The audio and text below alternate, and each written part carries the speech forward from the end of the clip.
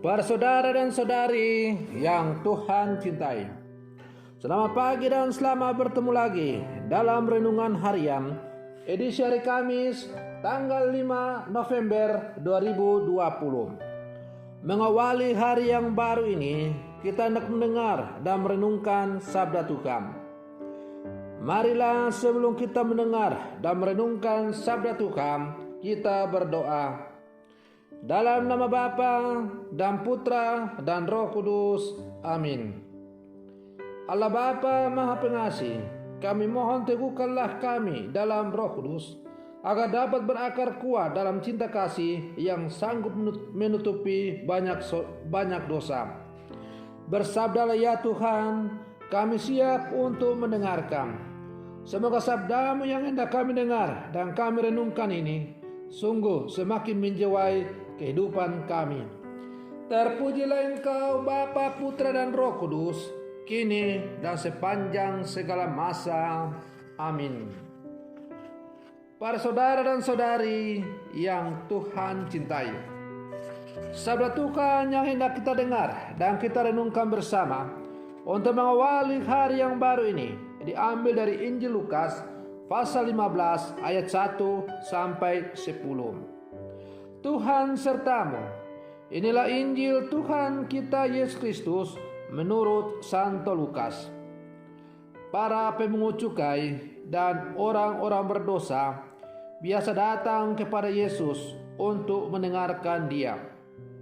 Maka bersungut-sungutlah orang-orang Farisi dan ahli-ahli Taurat, katanya, orang ini menerima orang-orang berdosa dan makan bersama dengan mereka.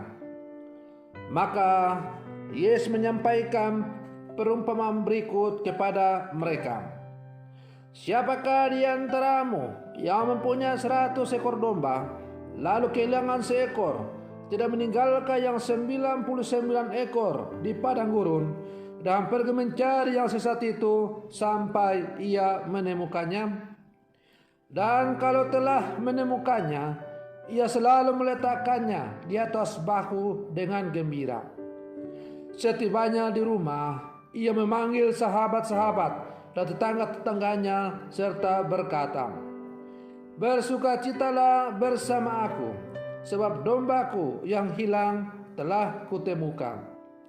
Aku berkata kepadamu, demikian juga akan ada sukacita di surga karena satu orang berdosa yang bertobat, lebih daripada sukacita karena 99 orang benar yang tidak memerlukan pertobatan.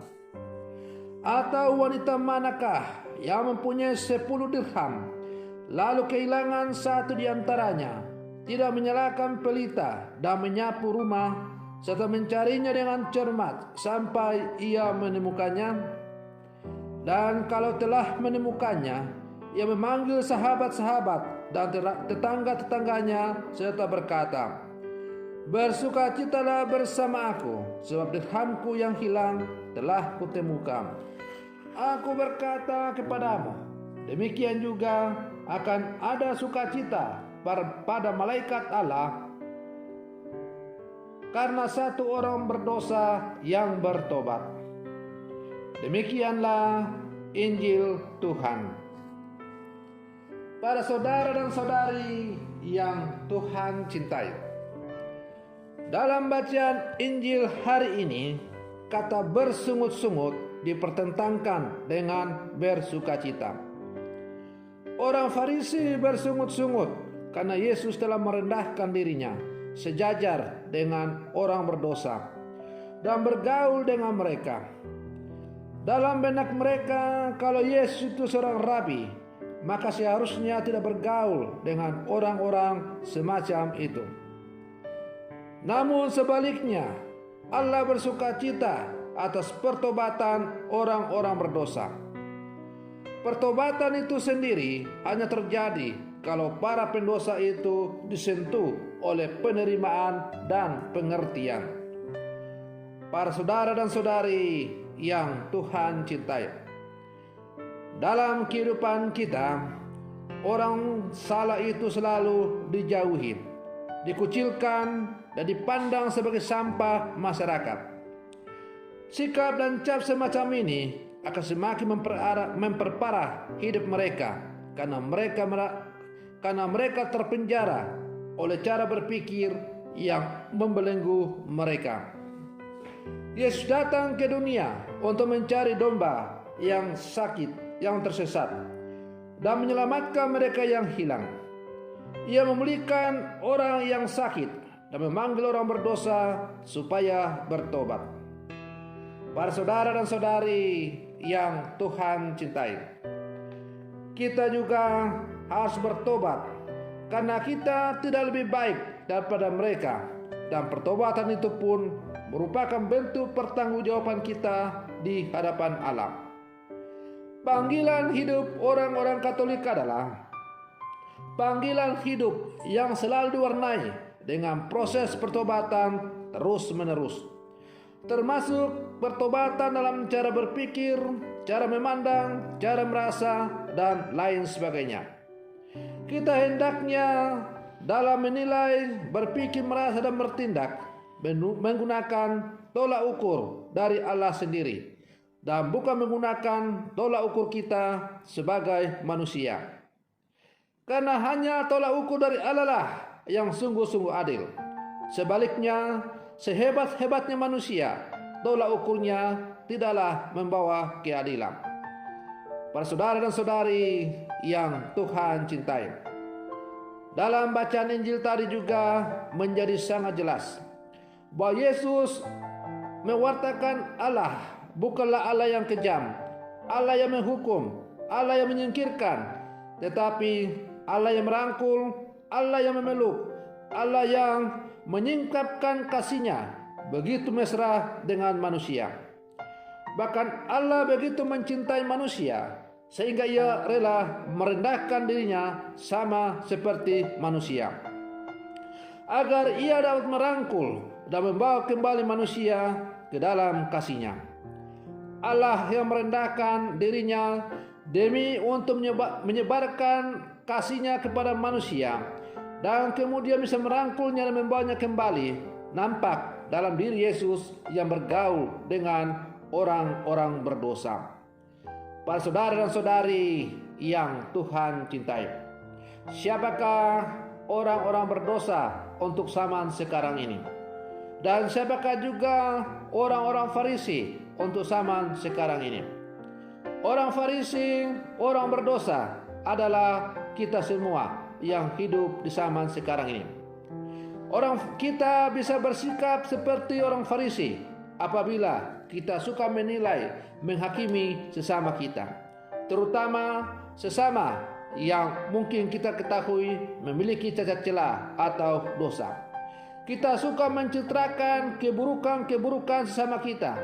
Kita suka menindas sesama kita bukan hanya dengan secara harfiah, tetapi terkadang kita menindas sesama kita dengan kata-kata, menggosipkan dia, mencitrakan kejelekan-kejelekannya, mencibir, dan sebagainya.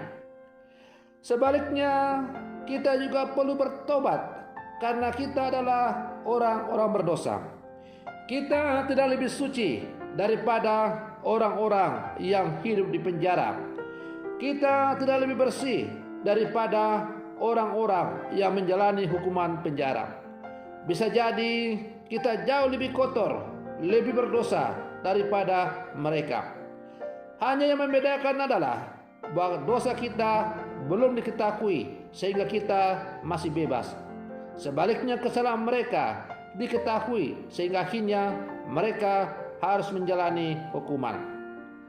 Maka sebagai murid-murid Yesus yang hidup di zaman sekarang, kita tidak boleh menggunakan tolak ukur atau pola pikir daripada orang-orang Farisi. Sebaliknya, kita harus mencontoh dan meniru sikap dari Yesus yang mau bergaul dengan siapa saja dalam seluruh kehidupan. Para saudara dan saudari yang Tuhan cintai, sebagai murid-murid Yesus yang hidup di zaman sekarang, orang-orang Katolik harus berdiri di barisan paling depan untuk selalu menyebarkan kasih kepada sesama. Orang-orang Katolik harus berdiri di barisan paling depan untuk memberantas yang namanya permusuhan, penindasan, dan sebagainya. Orang-orang Katolik harus siap selalu untuk berkorban dan menegakkan nilai-nilai sebagaimana yang diajarkan oleh Yesus kepada kita. Menjadi pengikut Yesus berarti harus berani mengatakan ya dan tidak boleh abu-abu. Seperti kata Yesus sendiri, kalau ya, hendaklah engkau katakan ya, dan kalau tidak, hendaklah engkau katakan tidak. Apa yang lebih daripada itu berasal dari si jahat. Beranikah kita berdiri di samping Yesus dan selalu mengatakan ya kepada Allah, yang kemudian kita wujudkan dalam kehidupan yang nyata, dalam kehidupan kita sehari-hari? Semoga permenungan saya di pagi hari ini semakin menghantar kita untuk menjadi murid-murid Yesus yang sejati. Semoga demikian. Selamat pagi. Tuhan Yesus memberkati.